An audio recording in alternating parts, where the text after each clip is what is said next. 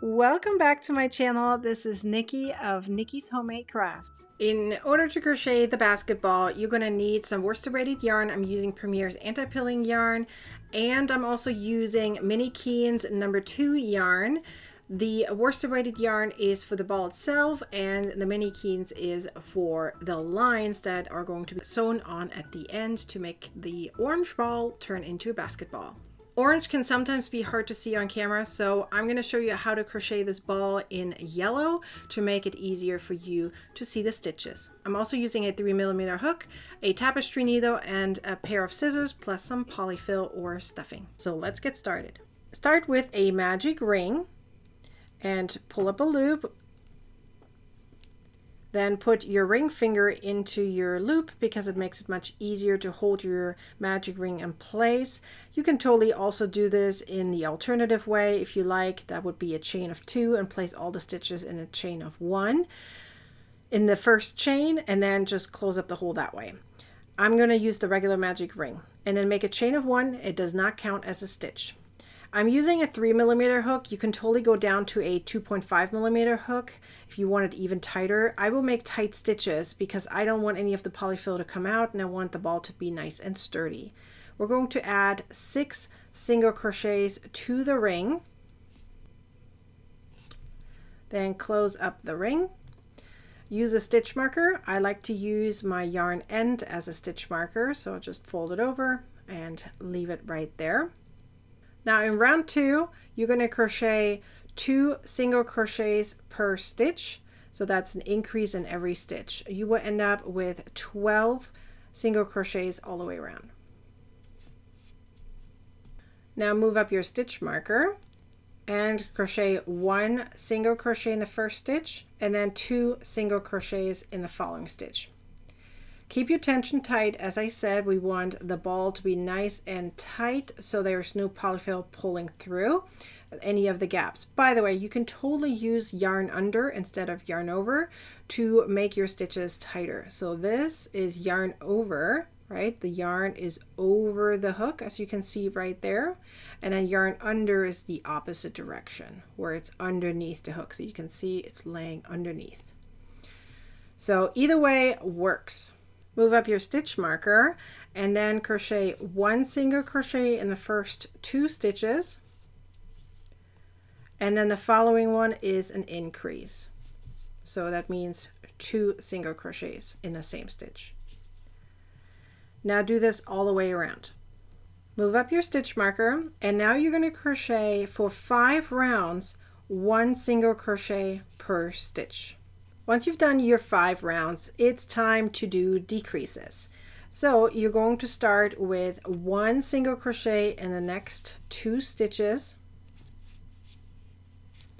And now you have a decrease. We're going to do the invisible single crochet decrease. So you're going to insert your hook through the front loops of the next 2 stitches. Then yarn over and pull through. And now finish it up like a regular single crochet.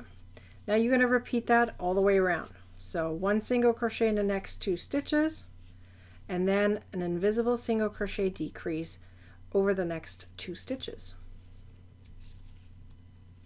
In the next round, 1 single crochet in the first stitch, and then you're going to do again the invisible single crochet decrease and in over the next 2 stitches. Now repeat that. 1 single crochet and then the invisible single crochet decrease. Do that all the way around. Now you will have 12 stitches left, so it's time to insert your polyfill and finish it up with more invisible single crochet decreases. So ideally pull your loop out a little bit so you're not losing it, and now stuff it a little bit, just a little bit at a time. You don't want to have any chunks inside. And you can also use the back of your crochet hook to push it in if the hole is a little too small for your fingers. If your stitches are tight enough, you can stuff it nice and tightly. You still don't want to overstuff it because yarn is still stretchable, but you should be able to put quite a bit of polyfill inside here. Once you stuffed it nice and tight, it is now time to finish up crocheting the very last round, and you're going to have to really stretch your yarn a little bit to make sure that your stitches are nice and tight. So again, we're doing the invisible single crochet decrease over 2 stitches using the front loops. So you can see that I keep my crochet hook head very close to my yarn. I don't pull it through or anything. So you can see I stay very nice and close. So that way my stitches stay nice and tight. Once you're done, you're going to pull out your yarn, put it on your needle. Now you're going to weave your yarn through the front loops of the last 6 stitches. So just the front loops. And then you're going to pull, put your finger on it and pull, pull, pull, and it closes up the hole very nicely. Now make a knot somewhere because you want to make sure nothing comes undone, and that knot can be pulled inward by simply weaving in your yarn. And boop, there it goes, it's gone. And now I like to weave in my yarn by going through my project by going back in where it came from. So you see I came out right here, so I'm going to go back in, but I go out on a different spot. So like so. That way it's pulled in, but it doesn't pull your project inward. And I do it one more time. I like to do everything 3 times just to make sure everything is nice and tight. Once you're done with your ball, it is time to add your lines. So I'm going to show you how I'm adding them, at least the beginning of it, and then you're going to just finish it off.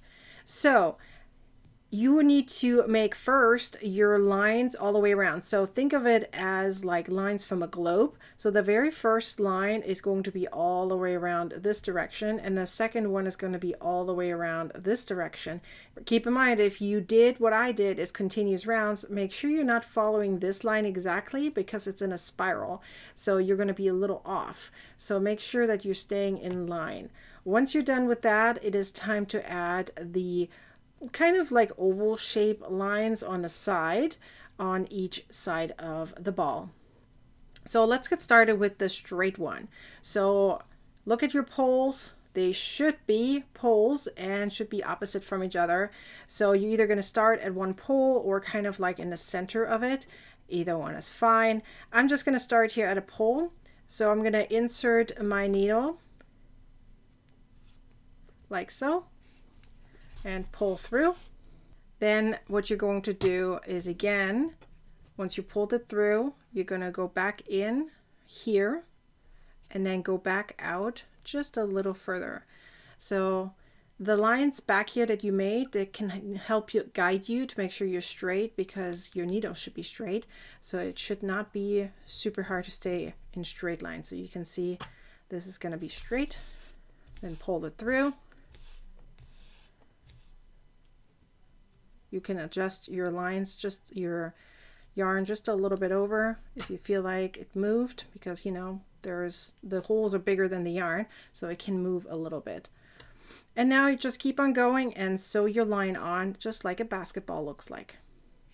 Once you have your X, it is now time to make the little oval shape lines. You do it the exact same way, however this time you need to kind of go around it. So ideally you want to be about, when you are here kind of in between, you want to be about halfway through, and here you're going to start a little closer to the line. So I don't know if you can see, but I used like an orange marker that is washable, so that way I can make just like some dots, and I'm going to follow the dots so I know exactly where I need to add my lines.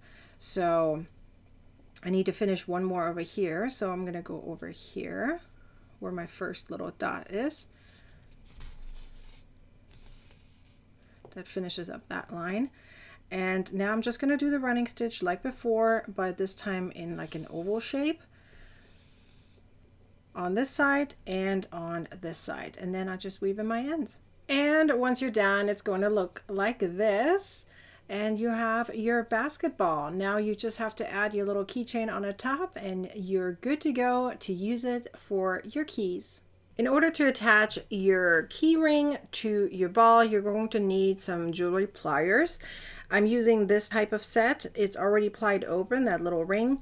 You need to attach this ring to the last chain right here, and then also attach this ring to your ball wherever you want, and then use the pliers to squeeze them together. Once you have it attached like so, you just simply squeeze the ends here together to close them up, and then you're done. You can use this for any ball. You can use any keychain ring that you like. I prefer this one because the rings are going to be far enough away that it won't bother the ball too much, and it looks perfect. I just used the baseball here as an example, but you can do this, of course, for any of the balls. If you loved making this keychain, how about any of these other ones? We have a football, baseball, basketball, tennis ball, bowling ball, soccer ball, golf ball, a volleyball, and a pool 8 ball. You can get all of these patterns in my new printer-friendly, ad-free PDF called Sport Ball Keychains Made Easy, which includes a written instructions as well as videos for each of these balls. See the link down below in the description. Which one will you make next? Be sure to like, comment, and share this video. And be sure to subscribe to my YouTube channel and turn on the bell to get a notification next time I publish a video or go live. Now go ahead and watch the next video. You're gonna want to, I promise you do.